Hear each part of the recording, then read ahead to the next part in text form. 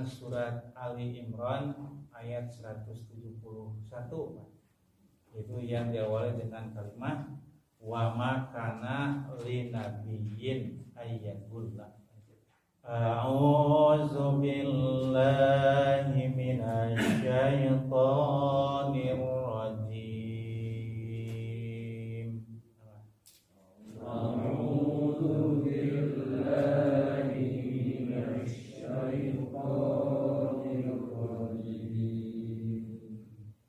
Wa ma kana linabiyyin ayyagul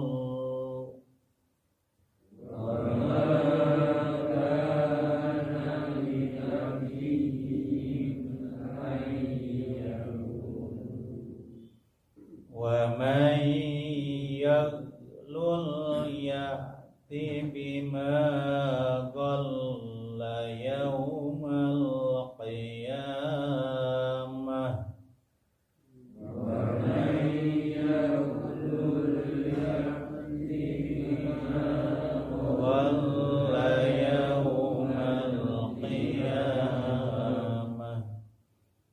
summa tuwaffa kullu nafsin ma kasabat wa hum la yuzlamun. Summa tuwaffa kullu nafsin ma kasabat wa hum la yuzlamun. Afaman ittaba'a ridwanallahi kaman ba'a bisakhatin minallah. Afaman ittaba'a ridwanallahi kaman ba'a bisakhatin minallah. Bisakhatin minallahi wa ma'wahu jahannam. Bisakhatin minallahi wa ma'wahu jahannam wa bi'sal masir. Wa bi'sal masir. Hum darajatun indallah. Hum darajatun indallah. Wallahu basirum bima ya'malun. Wallahu basirum bima ya'malun. Gitu ya dulu Pak. Kita ulas tajwidnya. A'udzubillahi minasyaitonirrajim. Wa ma kana linabiyyin ayyagul. Wa ma dibaca panjang ya, maknya karena ada alifnya. Ma dua harokat ya. Berikutnya kana sama ya. Sama dengan ma. Jadi kana itu kaf dengan alif ya digabung ya, bentuknya jadi seperti itu. Seperti la ilaha dalam kalimat syahadat asyhadu alla ilaha la ilaha itu lam dan alif juga digabung ya. Saya kira terbayang cara penulisannya. Berikutnya juga di sini ada kata kana kaf dengan alif ya, jadi seperti itu. Kana linabiyin dibaca jelas karena tanwin ketemu alif. Alif ini adalah salah satu huruf izhar ya. Huruf izhar. Alif ha, ain ha, gin, kha. Alif ha, ain ha, gin, kha. Nah, salah satunya yang pertama adalah alif atau katakanlah sama dengan hamzah. Jadi tanwin atau nun mati menghadapi alif atau hamzah maka dibaca jelas seperti ini tanwin. Tanwin ketemu alif. Jadi linabiyin. Nah, tidak boleh linabiyin ya kan? Linabiyin ayyagul agak panjang. Seperti tabat yada abil lahabiu wa tab. Nah, itu agak ditekan dan menekannya agak lama sedikit ya. Berikutnya wamai. Nah, wamai masuk ke ya nun mati, cara membacanya dilebur masuk ke ya, namanya idgham ya Pak, idgham gunah. Wamai yaglul jin bukan huruf qalqalah.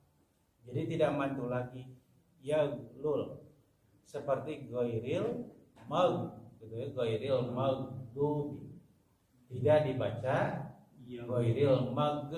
Nah, seperti ini juga tidak dibaca wa mayyag. Nah, jadi karena sekali lagi ini bukan huruf qalqalah. Huruf qalqalah qaf ta ba jim dal. Nah, tidak ada gin ya, tidak ada gin. Memang kayaknya enakan mah pakai qalqalah ya Pak. Wa mayyag. Nah, gitu. Tapi sekali lagi gin ini bukan huruf qalqalah. Wa mayyaglul ya'ti bukan ya tapi ya, karena ini dengan hamzah ya, bukan dengan ain. Ya'ti bima ghalla yaumal qiyamah. Qiyamah besar ya. Di tamar buto yang ini Pak, di sini ada ti yaumal qiyamati. Nah, kalau berhenti sekali lagi lari ke ha, tapi hanya ha besar ya. Summa.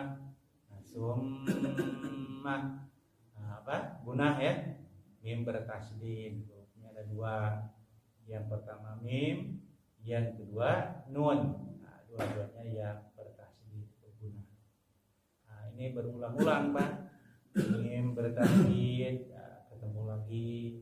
Nun bertasydid ketemu lagi gitu ya. Nah, jadi saya juga menyebutnya berulang-ulang dengan hukum yang sama, yaitu hukum gunah, hukum tajwid yang sama. Nanti ibu dan bapak sekalian ya bisa paham dan bisa hafal gitu ya bahwa mim dan nun yang bertasydid itu gunah. Gitu kan. Kalau dulu saya belajar teori dulu tajwid itu Pak. Kalau sekarang penerapan langsung gitu ya dengan metode Iqra sekarang itu. Tuwaffa dibaca panjang karena patahnya berdiri ya. Kullu nafsin naf itu juga bukan qalqalah ya, sekalipun mungkin agak enakan kalau pakai atau dijadikan qalqalah nape gitu ya, tapi fa bukan huruf qalqalah, malahan cara pengucapannya ada angin keluar sedikit naf gitu ya, dengan f ya. Kalau dengan lat itu dengan f, dengan huruf f. Kullu nafsim ma kasabat atau kasabat ya kan. Jadi bisa kasabat, bisa kasabat sebagaimana aslinya tak mati kasabat gitu ya. Tapi juga bisa lari ke c ya. Maka sabat gitu ya. Wahum la yuzlamun. La yuz dengan zo la yuzlamun. Nah, kita membahas ini aja Pak. Membahas huruf-huruf Al-Qur'an ya Pak. Kata Rasul kan membaca satu huruf Al-Qur'an pahalanya 10 Pak. Mudah-mudahan Bapak Ibu sekalian melihat saya bacakan, termasuk juga mendapatkan pahala. Inna qira'atahu lahu qira'atun. Jadi huruf demi huruf itu akan mendapat pahala dari Allah Subhanahu wa taala. Insyaallah memperhatikan termasuk membaca. Afamanit taba'a dengan ayin ya, taba'a ridwan. Do itu kalau ditulis dengan Latin Pak, dengan Latin, D dengan L Pak. Ridwanau, bukan kolah-kolah juga ya. Kamam ba'a bisakhatim minallah. Banyak panjang. Mad wajib mutasi. Sebelumnya nun mati ketemu ba. Iklam ya, iklam itu artinya dibalikkan gitu ya. Jadi harusnya nun tapi dibalikkan mim. Iklam, ada doa yang muqallibal qulub, qulub itu balik, hati kita ini bolak-balik Pak ya. Jadi kadang-kadang membalik kepada taat, kadang-kadang membalik kepada maksiat. Kolbun, kolaba gitu ya. Kamamba mutasil bisa khatim minallahi. Kalau berarti jadi panjang. Bisa khatim minallah. Nah, tapi kalau diteruskan pendek. Bisa khatim minallahi wa ma'wahu jahannam. Hadiloh harokat ya. Wa ma'wahu jahannam wa bi'sal masir. Dengan shod itu agak bersiul cara pengucapannya. Masir. Hum darajatun indallah wallahu basirum bima ya'malun. Nah, mari kita baca bersama-sama Pak ya.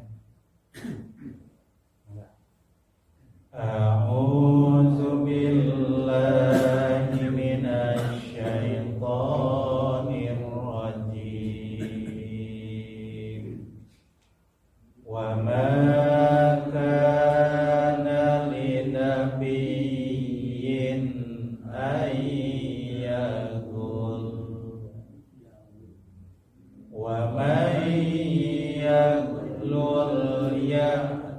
bima qalla yaumal qiyamah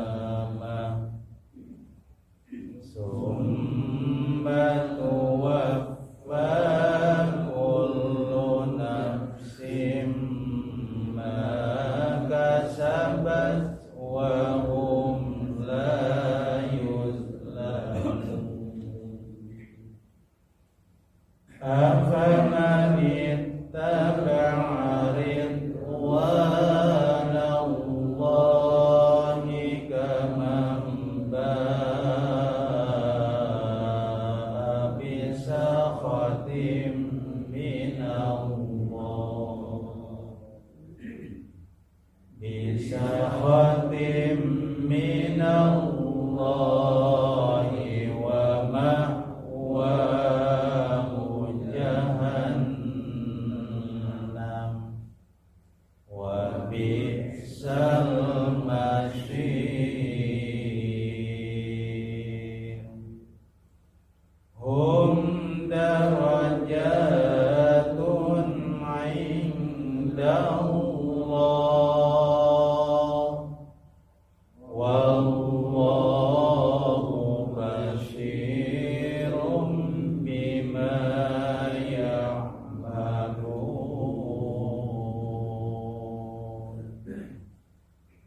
Ya, mari kita terjemahkan. Wa makana, dan tidak mungkin ya, jadikannya seperti itu Pak. redaksionalnya. Nah, setiap wa ya artinya dan. Jadi, kalau kita menemukan wa lagi nanti di ayat berikutnya, tentu artinya sama. Wa itu artinya dan, ya. Summa artinya kemudian, ma'a artinya beserta. Jadi banyak kalimat-kalimat yang sering kita temukan dalam Al-Quran ini. Nah, insya Allah kalau bapak-bapak bisa menerjemahkan secara harfiah Al-Quran, insya Allah bisa bahasa Arab, Pak. Ya. Dan memang dalam bahasa Arab ada bahasa Arab Amiyah, tapi kalau sudah hafal arti secara harfiah Al-Quran, maka bapak sekalian, bapak sekalian akan merasa percaya diri bahwa bahasa Arab akan dengan mudah bisa dipelajari. Wa makana, dan tidak mungkin linabiyyin, bagi seorang nabi, ayyagulla, berkhianat. Ya. Yagul itu gulul, Pak. Sering kita mendengar istilah gulul. Gulul itu artinya mengambil secara diam-diam. Termasuk para ulama ada yang mengkategorikan atau mengartikan di dalamnya termasuk korupsi, kan?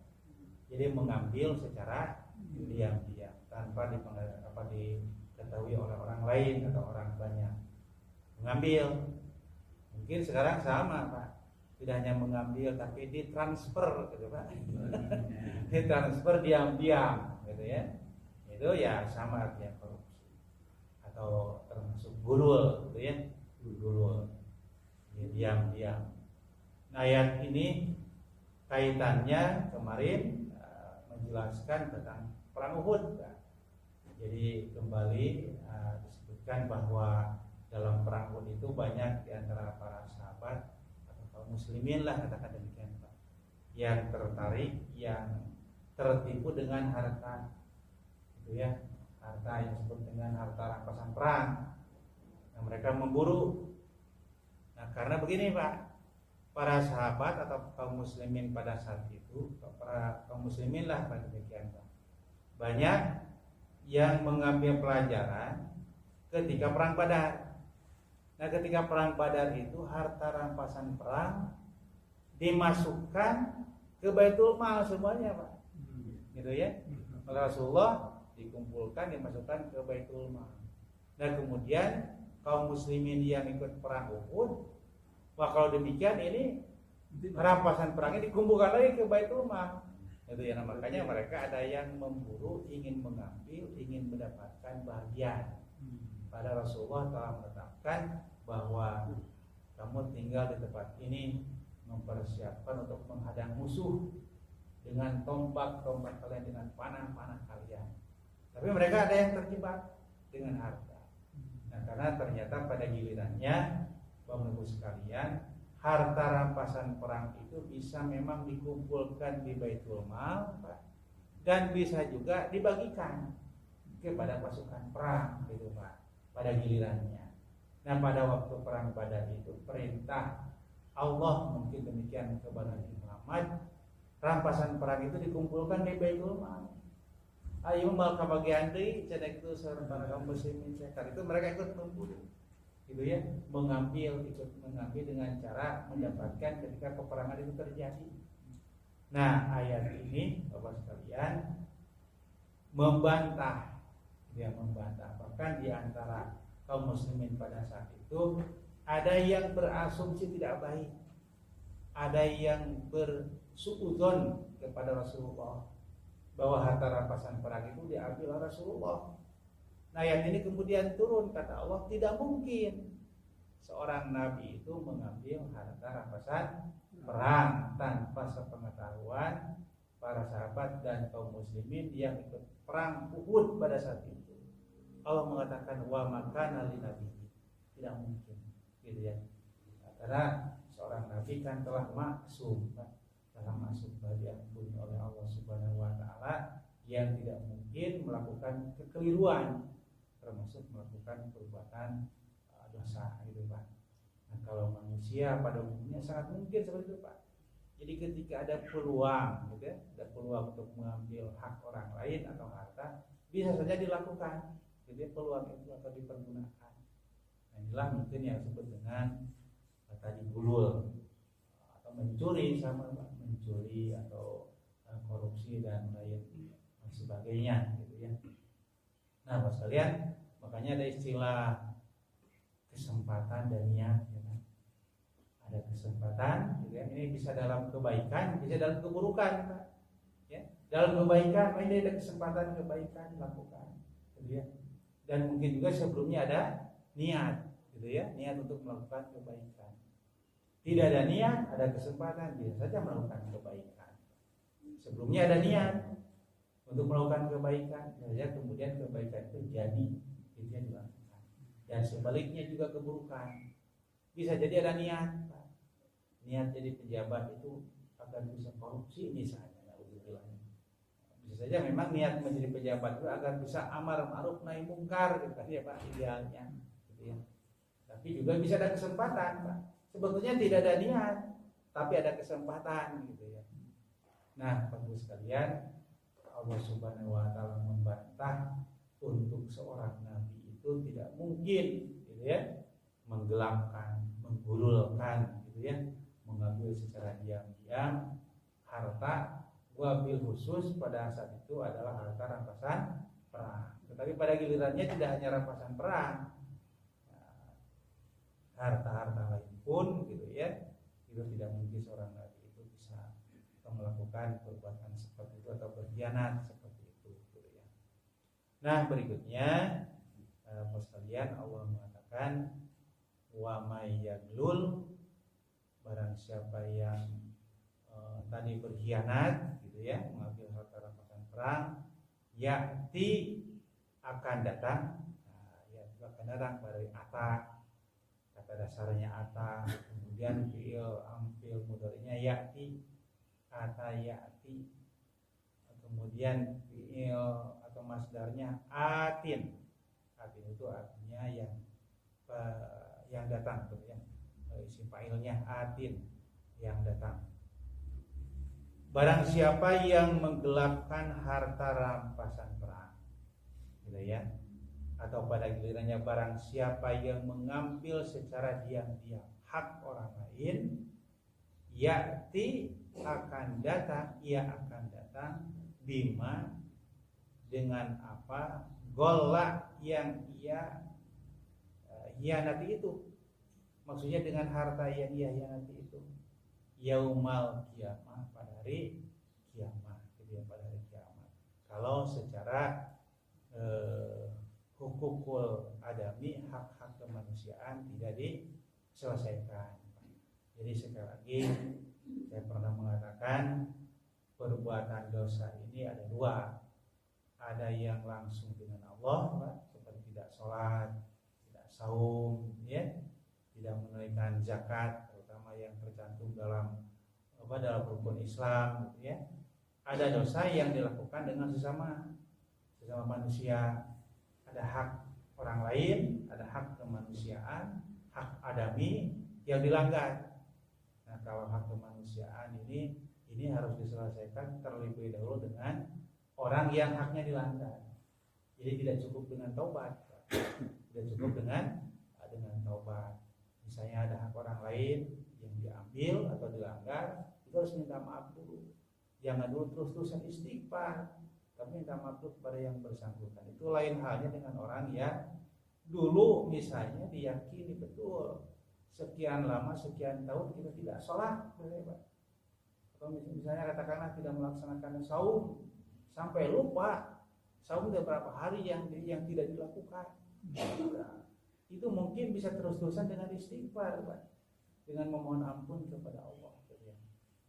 Kalau nggak salah saya pernah cerita, Pak, ada seorang pemuda sekarang masih usia dengan saya, Pak.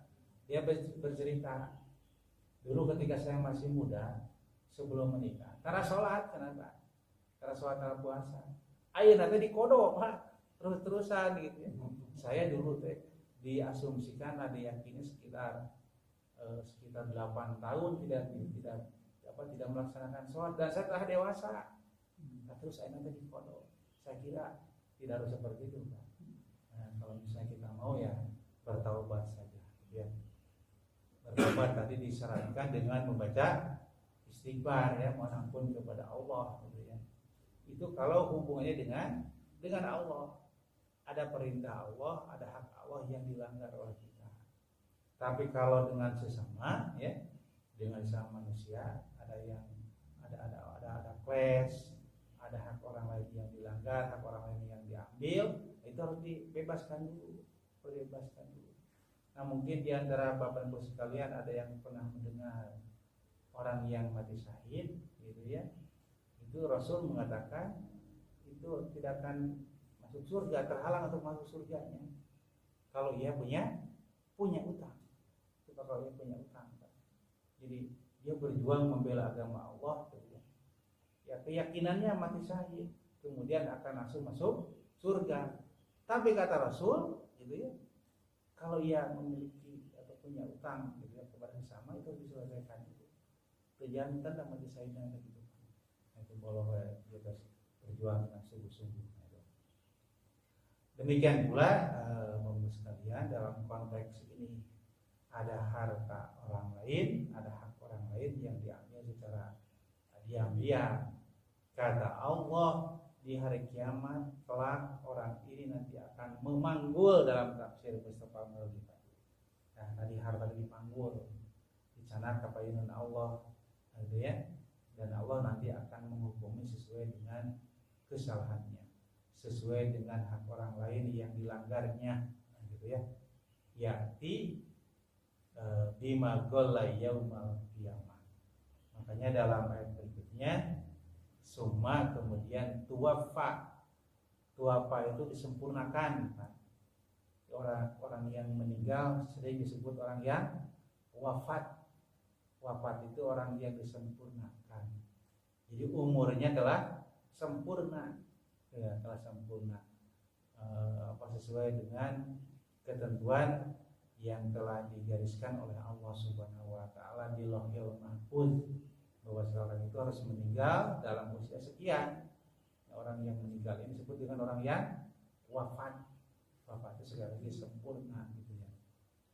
Karena Allah mengatakan dalam ayat lain, idza jaa ajaluhum la yastakhiruna sa'ata wa la yastaqdimun. Kalau ajal seorang itu telah datang, la yastakhirun, tidak bisa diakhirkan, ditambah 2 tahun deui. Wa la yastaqdimun, juga tidak didahulukan dikurangi. Nah, tidak seperti itu ya. Nah, jadi Allah telah memastikan ajal seorang itu sesuai dengan ketetapan darinya. Tapi bukan berarti kemudian kita tidak boleh berdoa, Pak, agar umur kita ini dipanjangkan, ya Pak. Nah, tetap saja kita ini kan dirahasiakan, Pak. Di antara sekalian umur ada yang 80 tahun, ada yang 100 tahun, gitu Pak. Itu sudah ditentukan oleh Allah, Pak. Dan itu dirahasiakan, ya, dirahasiakan. Kebayang, Pak, pemiyuswa teh papa 80 tahun, Pak, tobatnya di usia 70 tahun, itu kan. Jadi sekali lagi ini dirahasiakan oleh Allah. Karena dirahasiakan, maka kewajiban kita untuk terus berdoa, termasuk terus berikhtiar itu menjaga makanan dan sebagainya, menjaga kesehatan, gitu Pak, agar umur kita panjang dan barokah, ya Pak, panjang dan barokah. Karena Rasulullah pernah mengatakan sebaik-baik umur seorang atau usia seorang adalah yang panjang umurnya, kemudian bagus amalnya. Seburuk-buruk manusia adalah yang panjang umurnya, buruk amalnya. Jadi masalah hidupnya itu, Pak, gitu ya. Nah, jadi bukannya malah nambah kebaikan, tapi nambah masalah, gitu ya. Makanya kita mau begini aja, Pak. Umur kita panjang itu sesungguhnya dikasih kesempatan untuk menambah kebaikan, gitu ya. Kalau ada seorang yang umurnya pendek, berarti dia peluang untuk melakukan keburukannya dihentikan, gitu Pak, agar tidak melakukan keburukan, gitu. Jadi terus kita itu husnuzon kepada Allah Subhanahu wa taala, gitu. Nah, berikutnya Bapak sekalian, jadi summa tuwafa akan disempurnakan kullu nafsin, setiap setiap diri maka sabat apa yang telah ia lakukan, gitu ya. Apa yang telah ia lakukan, wahum la yuzlamun, dan tidak akan dizalimi. Jadi balasannya sempurna, balasannya sesuai dengan apa yang telah dilakukannya, gitu ya. Jadi tidak mungkin apalagi yang salah kemudian diputus benar, yang benar diputus salah, tidak mungkin. Tidak mungkin dizalimi, gitu ya. Atau Allah itu tidak mungkin menzalimi seseorang, nafsin dari seorang. Jadi tidak akan melebihi siksaan zalim itu, Pak, dan tidak akan mengurangi pahala. Nah, tidak akan mengurangi pahala. Justru yang sangat mungkin mengampuni dosa seseorang, gitu ya, menambah pahala seseorang, gitu Pak, karena Allah itu Maha Rahman dan Maha Rahim. Jadi tidak akan dizalimi itu maksudnya, Pak. Wah, ini siksanya harusnya sekian, tapi ditambah, nggak mungkin. Seorang ini harusnya mendapatkan pahala ini dikurangi, nggak mungkin, gitu Pak. Jadi sekali lagi tidak mungkin menambah siksaan dan tidak akan mengurangi pahala. Justru yang sangat mungkin adalah mengampuni dosa dan menambah pahala, karena Allah itu Maha Rahman dan Maha Rahim. Wahum la yuzlamun, gitu ya. Tadi Pak, yang membawa apa yang dikhianatinya pada gilirannya Allah akan membalas sesuai dengan kesalahannya tadi. Dalam konteks ini adalah sesuai dengan gululnya. Jadi ya boleh tadi mengambil harta orang lain secara diam-diam. Berikutnya, apa manit taba'a, apakah orang mengikuti ridwan Allah, ridho Allah. Ridwan itu jamak dari ridho, ya Pak. Nah, jadi ridwan itu jamak dari ridho. Nah, ada 6 orang ridwan, ya. Ridwan itu ridho. Ridwan Allah, ridho Allah. Berarti ridho Allahnya banyak, gitu ya. Ridwan Allah, ridho Allah, kamam ba'a, seperti orang yang kembali bisa khatimin Allah, mendapatkan murka besar dari Allah. Jadi maksudnya begini, Pak. Setiap orang itu terlahir dalam keadaan fitrah. Maka setiap orang itu potensinya adalah berbuat baik, gitu Pak, berbuat baik. Maka ketika ia ingin memelihara fitrahnya, menjaga fitrahnya, maka ia kemudian harus melaksanakan kebaikan-kebaikan. Jadi melaksanakan kebaikan itu kita sedang on the track, Pak, melaksanakan fitrah kita, gitu Pak. Itu yang disebut dengan ridwan Allah. Tapi yang terjadi pada seorang yang gulul ini, gitu ya, yang tadi mengambil harta secara diam-diam, kamamba seperti orang yang kembali bisa khatim min Allah, mendapatkan berkat besar dari Allah, mencoreng fitrahnya. Harusnya dia itu memelihara fitrahnya dengan menjalankan perintah-perintah Allah, gitu ya. Tapi justru ini mencoreng dengan mendapatkan murka dari Allah. Apa yang menyebabkan dia mendapatkan murka dari Allah? Itu karena tadi dengan melakukan gulul. Jadi gulul pada gilirannya tidak dikaitkan dengan Nabi, Pak. Pada gilirannya dikaitkan dengan kita, manusia pada umumnya, gitu ya. Manusia pada umumnya, wabil khusus umat Nabi Muhammad SAW. Jadi gini Pak, disebut umat Nabi Muhammad, kita mesti bangga, gitu ya, mesti bangga. Bahkan dalam hadis surga itu juga tidak akan dulu dibukakan, gitu ya, kepada umat-umat sebelum Nabi Muhammad, tapi surga itu akan dibukakan kepada umat Nabi Muhammad SAW. Logikakannya gini Pak, logikanya. Sebelum umat Nabi Muhammad ada umat Nabi Nuh, ya Pak. Ada umat Nabi Ibrahim, ada umat Nabi Musa, gitu ya, dan nabi-nabi yang lain, Pak. Tapi dalam hadis dikatakan bahwa yang paling pertama masuk surga adalah umat Nabi Muhammad, Pak. Umat Nabi Muhammad SAW. Jadi yang datang ngantosan ngelawan, Pak. Umat Nabi Musa, umat Nabi Ibrahim dan sebagainya. Karena ada hadisnya, Pak. Nah, itu yang menjelaskan tentang bahwa umat Nabi Muhammad adalah umat yang paling dulu akan masuk surga, dan surga itu dibukakan gitu untuk umat Nabi Muhammad. Nah, kembali dalam ayat ini Bapak sekalian, jadi dengan melakukan gulul itu adalah orang yang mencoreng, dan kemudian berikutnya akan mendapatkan berkah dari Allah Subhanahu wa taala. Dan dalam ayat berikutnya Allah mengatakan wa ma'wahu, dan tempatnya jahanam, neraka jahanam, ancaman kepada orang yang suka mengambil hak orang lain. Bahwa pada gilirannya kalau dia tidak bertaubat sebelum meninggal, itu tempatnya itu adalah neraka jahanam. Kalau masalah neraka jahanam itu neraka yang paling ini Pak, kelasnya paling tinggi ya. Di antara sekian neraka ada neraka Sakor, neraka jahanam gitu ya. Dan neraka-neraka yang lain, neraka jahanam itu yang paling tinggi, yang paling berat gitu ya. Surga kan demikian ya. Ada surga Aden, ada surga Firdaus gitu ya. Nah, yang paling tinggi adalah surga Firdaus gitu ya. Nah, kalau dalam neraka jahanam, wah bisa dan seburuk-buruk gitu ya. Jahanam ini seburuk-buruk al-masir, tempat kembali ya, tempat kembali. Nah, dalam ayat berikutnya Allah katakan hum, mereka itu darajatun inda Allah, bertingkat-tingkat, pada itu bertingkat-tingkat ya, bertingkat-tingkat di sisi Allah gitu ya. Nah, dalam kalimat ini sekalian ini mesti digarisbawahi, menyebut darajatun tidak memakai alif lam. Padahal ayat ini sedang berbicara masalah neraka jahanam, ya. Wa ma'wahu jahanam. Jadi memang harus disebutkan Pak, neraka jahanam. Harus disebutkan kafir ya. Memang harus seperti Pak. Karena Al-Qur'an kan gitu Pak. Jadi apa? Sorry.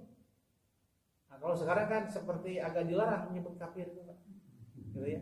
Kafir, jahanam. Jangan terlalu disangkan kayak sekarang kayak gitu. Al-Quran makan lugas, surga, ya, bahkan tadi sebutkan ada beberapa tahapan surga, kemudian neraka, ya, kayak gitu. Nah, mungkin supaya lebih halus gitu ya, lebih halus tadi kita kan kafir jadi non muslim kayak gitu, jadi lebih halus mungkin gitu Pak. Tapi hakikatnya atau substansinya sama ya. Seperti ayat ini.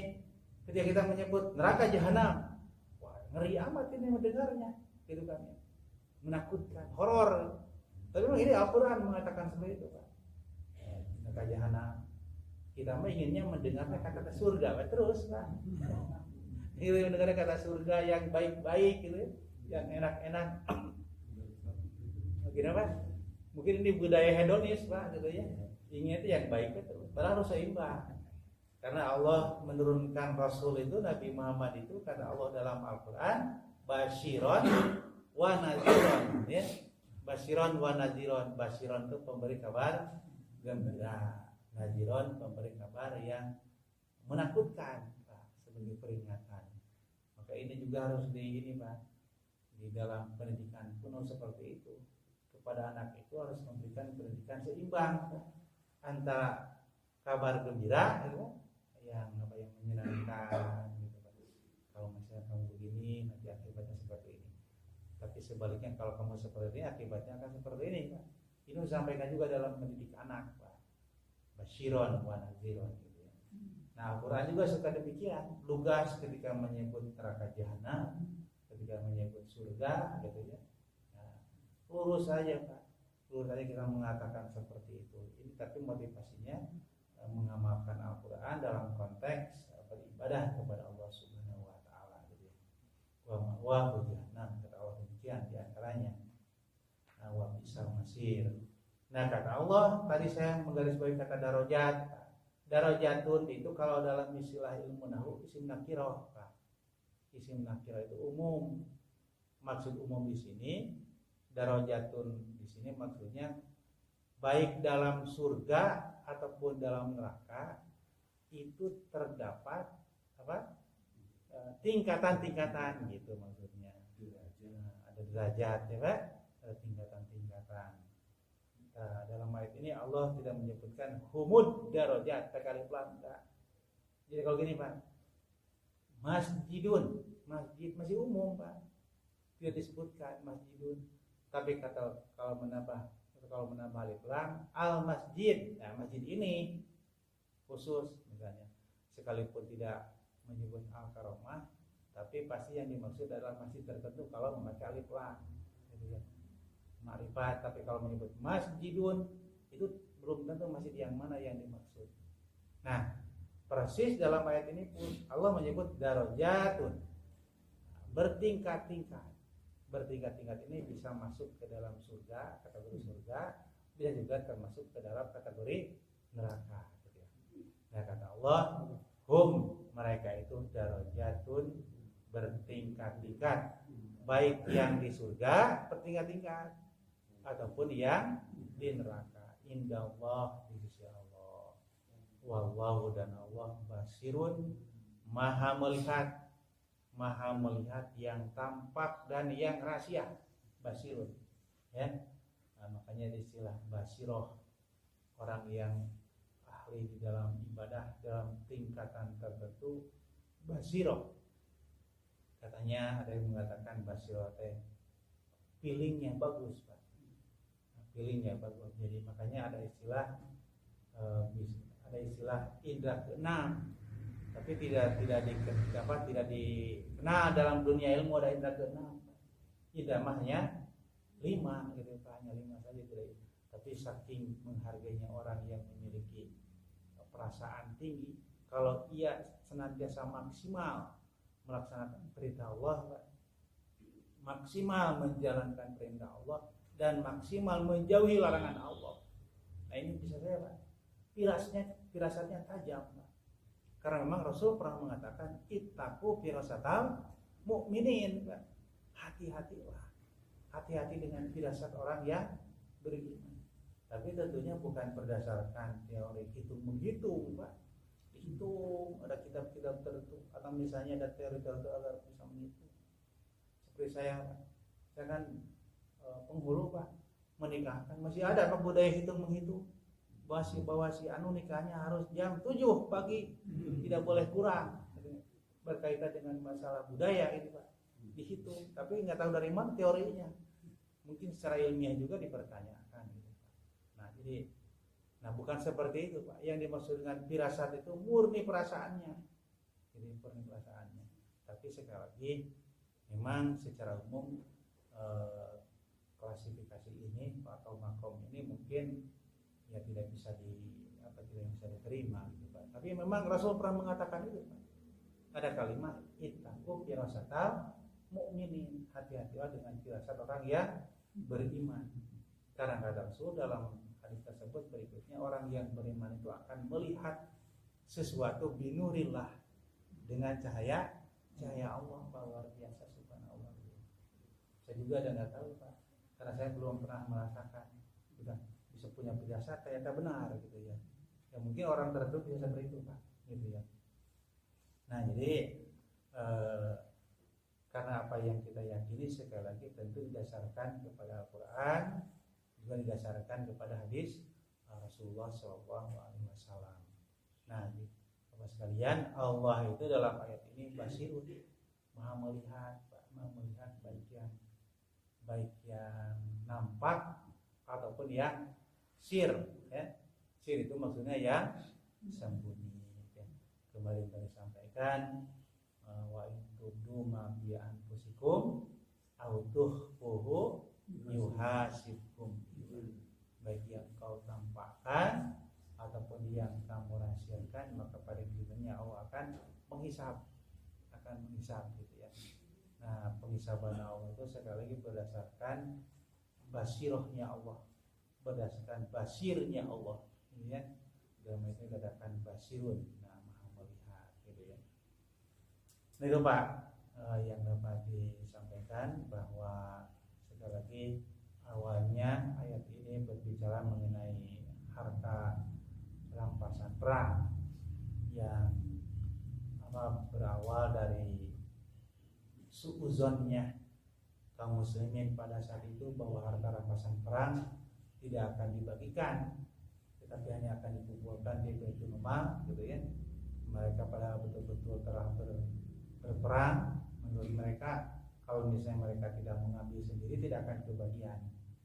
Nah, kemudian di antara mereka ada yang memiliki keyakinan menuduh kepada Nabi bahwa Nabi akan mengambil secara diam-diam. Nah, kata Allah bantahannya wa makana linabiyyin ayyakula. Nah, Bapak sekalian, tentu pelajarannya bagi kita bahwa kita pun harus seperti itu.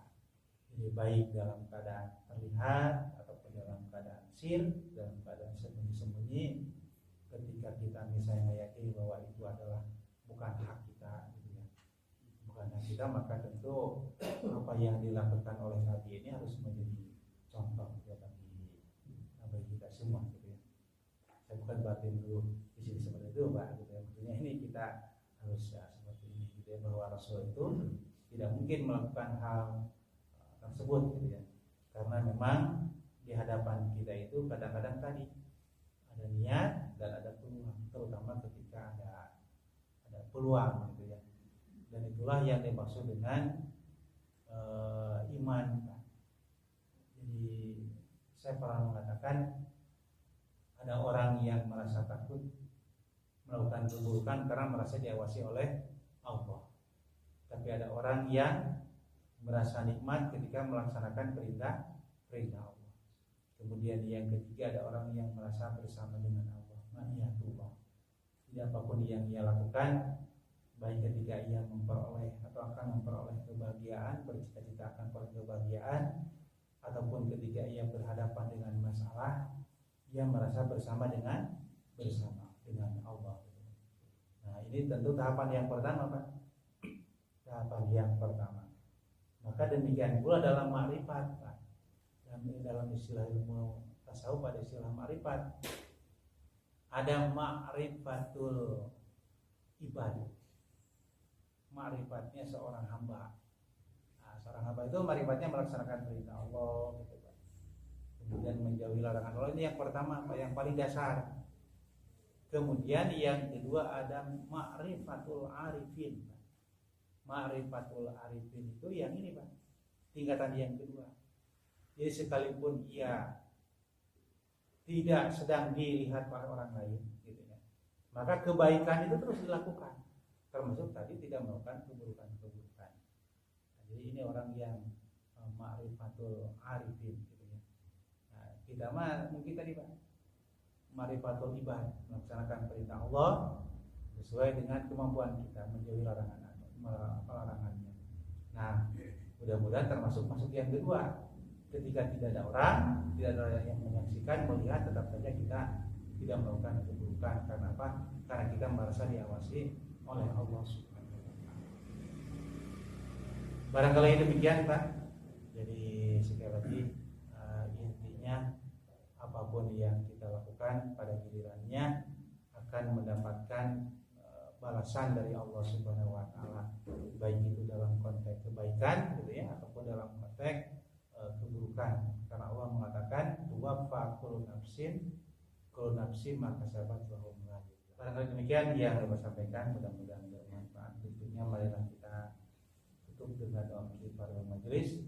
Subhanallahumma wa bihamdika asyhadu an la ilaha illa anta astaghfiruka wa atubu ilaik. Amin. Assalamualaikum warahmatullahi wabarakatuh.